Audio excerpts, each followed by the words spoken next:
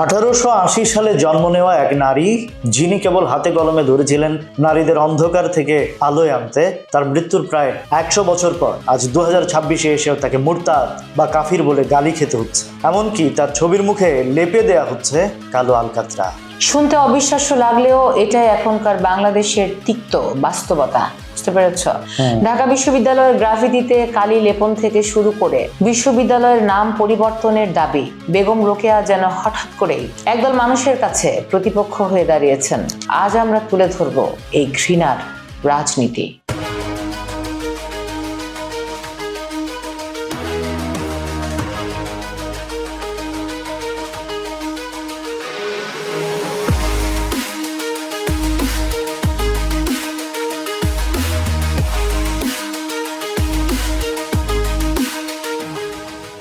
দীপ, তুমি খেয়াল করেছ?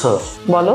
শামসুন্নাহার হলের সেই শিক্ষার্থী যখন রোকেয়ার ছবির মুখে কালো স্প্রে করলেন, তার অজুহাত ছিল নামাজে সমস্যা হয়। কিন্তু গ্রাফিতি তো শিল্প। রোকেয়া তো আমাদের মা বোনদের শিক্ষার অধিকার এনে দিয়েছিলেন। এই ঘৃণাযুক্ত সাহস কোত্থেকে আসলো? এটা আসলে হুট করে ঘটে যাওয়া কোনো ঘটনা নয় রাজ। বিশেষজ্ঞরা বলছেন এটা একটা দীর্ঘদিনের মনস্তাত্ত্বিক প্রস্তুতির ফল। তুমি কি ওয়াজ মাহফিলে কখনো শুনেছ বেগম রোকেয়ার নাম নিয়ে যেভাবে বিদ্বেষ ছড়ানো হচ্ছে? সেই হেট স্পিচ এখন সাধারণ শিক্ষার্থীদের মাঝে, মানে তাদের মগজের ভেতর ঢুকে গেছে। অথচ বেগম রোকেয়া কিন্তু নিজেই ধর্মের ভেতরে থাকা এক নারী ছিলেন এবং সেখান থেকেই তিনি নারীর অধিকার চেয়েছিলেন। ঠিক বলেছ। কিন্তু রাজশাহী বিশ্ববিদ্যালয়ের একজন পদার্থবিজ্ঞানের শিক্ষক যখন তাকে সরাসরি মুরতাদ কাফির বলছেন, তখন কি আমরা এটাকে শুধু ব্যক্তিগত মন্তব্য বলে উড়িয়ে দিতে পারি?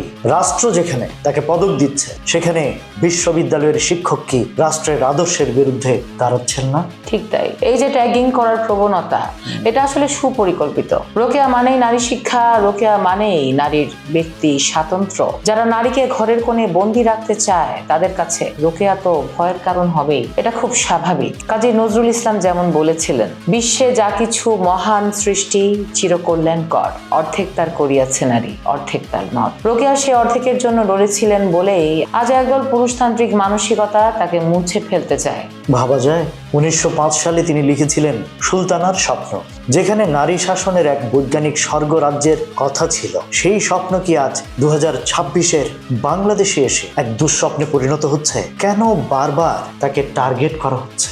কারণ তো একটাই, রোকেয়া এখনো প্রাসঙ্গিক। তিনি থাকলে নারীরা প্রশ্ন করবেন, অধিকার চাইবেন। আর পুরুষতান্ত্রিক সমাজ প্রশ্ন করা নারীকে সবচেয়ে বেশি ভয় পায়। রোকেয়ার নাম বদলে রংপুর বিশ্ববিদ্যালয় করতে চাওয়ার পেছনেও সে একই রাজনীতি। ইতিহাস থেকে নারী জাগরণের শেকড় উপড়ে ফেলার প্রচেষ্টা।